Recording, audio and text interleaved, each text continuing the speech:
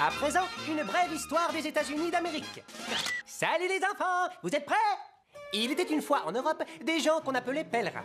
Ils avaient peur d'être persécutés.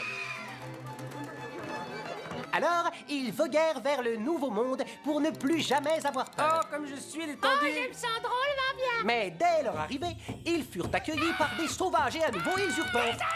Alors, ils les tuèrent tous. On pourrait penser qu'anéantir un peuple ça calme, pas du tout. Au lieu de ça, ils eurent peur les uns des autres. Alors, ils brûlèrent les sorcières. En 1775, ils commencèrent à tuer les Anglais pour devenir libres. Et ils réussirent, mais ils n'étaient toujours pas tranquilles. Alors, ils passèrent le deuxième amendement qui autorisait les Blancs à détenir une arme. Toi, mon arme, je t'adore. Mon arme, je t'adore. Ce qui nous amène à l'idée ingénieuse de l'esclavage. Il faut savoir, les enfants, qu'à l'époque, les Blancs avaient même peur de bosser. Alors, ils allèrent en Afrique kidnapper des milliers de Noirs, les ramenèrent et les forcèrent à bosser dur pour rien. Et quand je dis rien, c'est pas... Chez Walmart, je gagne rien. Rien, c'est $0. Que de cheap, pot de balle. C'est comme ça que les États-Unis sont devenus le pays le plus riche du monde. Est-ce que tout ce pognon et ce travail gratos, ça a calmé les Blancs? Sûrement pas. Ils eurent encore plus peur, parce qu'après 200 ans d'esclavage, il y avait plus de Noirs que de Blancs dans le Sud. La suite est facile à deviner.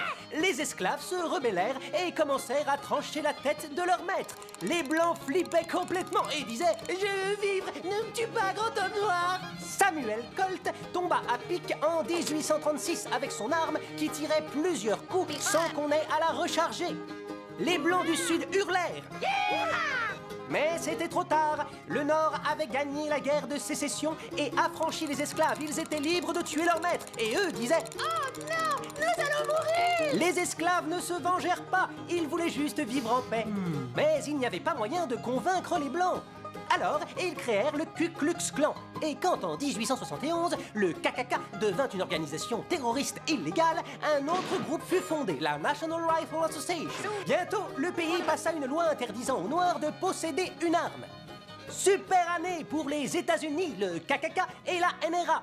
Bien sûr, il ne faut y voir aucun lien, c'était un hasard. L'une prônait le port d'armes légal et l'autre lynchait les Noirs. Tout ceci dura jusqu'en 1955, quand une femme noire viola la loi en refusant de s'asseoir au fond du bus. Les Blancs étaient sciés. Oh! Pourquoi elle reste là? Qu'est-ce qui se passe? Il y eut une de ces pagailles. Les Noirs exigeaient des droits et les Blancs balisaient à mort et hurlaient « Sauvez-vous! Sauvez-vous » C'est ce qu'ils firent. Ils s'enfuirent vers les banlieues où tout était blanc, sûr et propre. Ils s'achetèrent 250 millions d'armes, posèrent des verrous et des alarmes chez eux et des grilles dans tout le voisinage. Enfin, ils étaient rassurés dans leur petit nid douillet.